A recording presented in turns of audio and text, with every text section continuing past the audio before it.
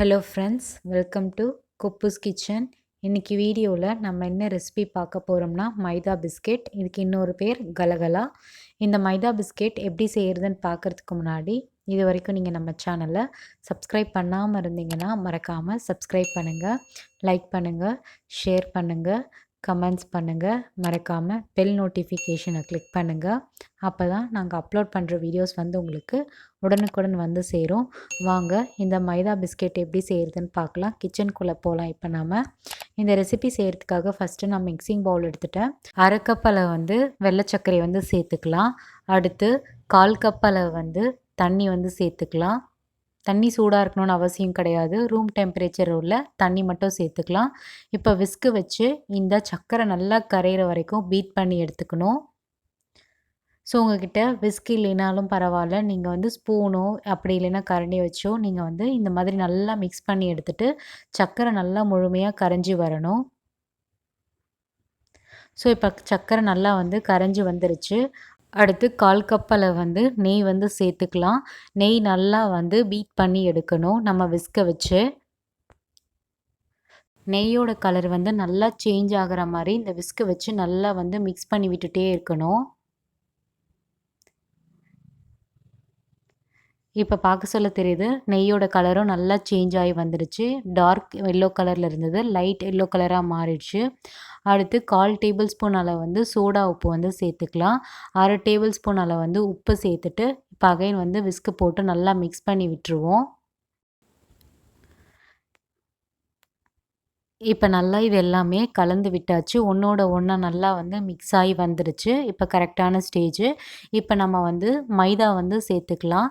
2 cup அளவு மைதா மாவு சேர்த்துக்கிறோம் இந்த ரெசிபிக்காக.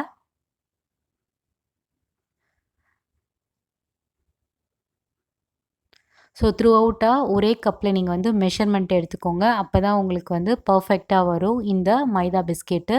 2 கப் அளவு மைதா மாவை சேர்த்தாச்சு. இப்போ இது கை போட்டு நல்லா பிசைஞ்சு விடணும். இது நல்லா சப்பாத்தி மாவு பிசையும் பார்த்தீங்களா, அந்த மாதிரி நல்லா பிசைஞ்சு எடுத்துக்கணும். இந்த மாவு பார்த்தீங்கன்னா தண்ணிலாம் சேர்க்கணுன்னு அவசியப்படாது. இதுவே போதுமான அளவு தான்.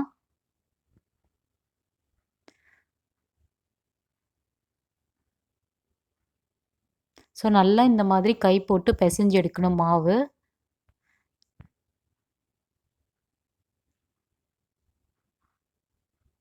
மாவு நல்லா பிசைஞ்சு எடுத்தாச்சு. இது சப்பாத்திக்கு இப்போ திரட்டுற மாதிரி இந்த மாவு நல்லா பிசைஞ்சு எடுத்துக்கணும். சாஃப்டாக இருக்கணும் மாவு பார்த்தீங்கன்னா. இப்போ விரல் வச்சு பார்த்தீங்கன்னா உள்ளே போகணும். அந்தளவுக்கு உங்களுக்கு கன்சிஸ்டன்சி இருக்கணும். இதை நம்ம 1/2 அன் ஹவர் டிஸ்டர்ப் பண்ணாமல் அப்படியே நல்லா ஊறட்டும். தட்டை போட்டு மூடி வச்சிடலாம். 1/2 அன் ஹவர் கழித்து நம்ம எடுத்து பார்த்து இன்னொரு முறை நல்லா பிசைஞ்சு எடுத்துக்கலாம் இந்த மாவை.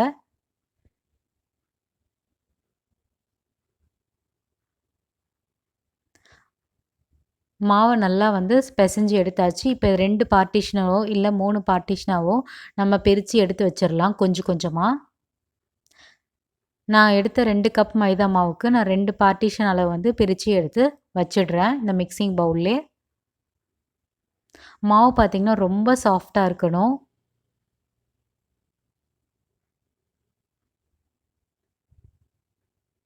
ஸோ இப்போ நம்ம சப்பாத்தி கட்டை எடுத்து நல்லா திரட்ட ஆரம்பிச்சிடலாம். இப்போ நான் சப்பாத்தி கட்டை எடுத்துட்டேன். அதில் கொஞ்சமாக மைதா மாவு போட்டு டஸ்ட் பண்ணிக்கிறேன். உங்களுக்கு மைதா மாவு சேர்க்க விருப்பம் இல்லைன்னா நீங்கள் கோதுமை மாவுலேயும் இந்த ரெசிபி செய்யலாம். நம்ம எடுத்து வச்சுருக்க 2 பார்ட்டிஷனில் ஒரு பார்ட்டிஷன் எடுத்துகிட்டு நான் இப்போ கையிலே வச்சு நல்லா தட்டி எடுத்துக்கிறேன் ஃபஸ்ட்டு. கையில் நல்லா தட்டி எடுத்துட்ட பிறகு சப்பாத்தி கட்டையில் கொஞ்சமாக வரமாவு தடவி இந்த மாதிரி ஈக்குவலாக தேய்ச்சி எடுத்துக்கணும். இது கொஞ்சம் திக்காக தான் தேய்க்கணும், ரொம்ப மெல்லிசாக தேய்க்கக்கூடாது. ஸோ 4 சைடும் நல்லா திரட்டி எடுத்துக்கணும். தின்னாக இருக்கக்கூடாது, திக்காக இருக்கணும்.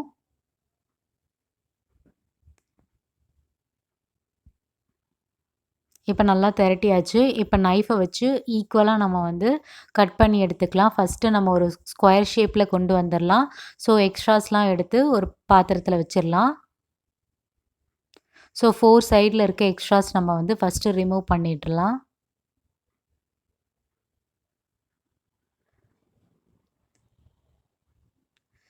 இப்போ எல்லா எக்ஸ்ட்ராவையும் நம்ம ரிமூவ் பண்ணி எடுத்தாச்சு.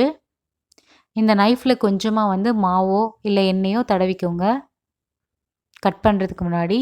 இப்போ நம்ம வந்து சின்ன சின்னதாக வந்து ஸ்கொயர் ஷேப்பில் கட் பண்ணி எடுத்துக்கலாம். உங்களுக்கு டைமண்ட் ஷேப் வேணும்னாலும் நீங்கள் கட் பண்ணிக்கலாம், உங்களோட விருப்பம்தான்.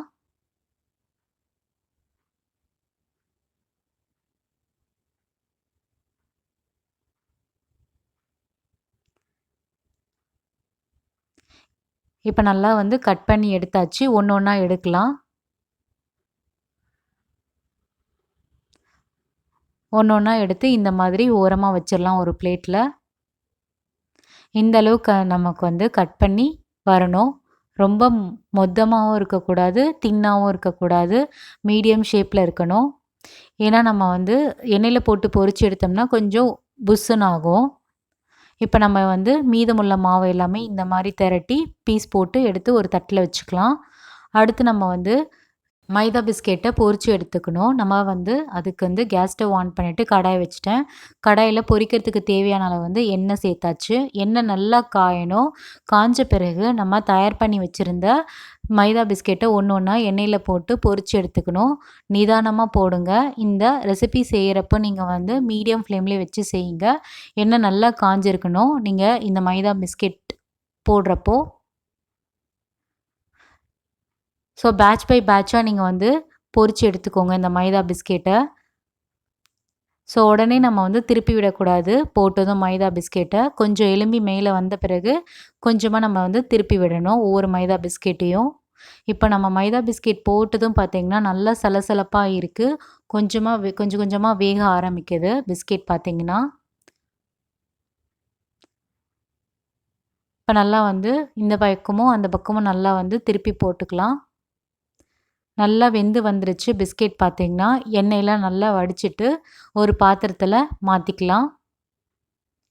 இதே போல் மீதம் நம்ம கட் பண்ணி வச்சுருந்த பிஸ்கெட்ஸ் எல்லாமே எண்ணெயில் போட்டு பொரித்து எடுத்துக்கலாம். இப்போ சுட சுட ஒரு பிளேட்டில் வந்து சர்வ் பண்ணிடலாம்.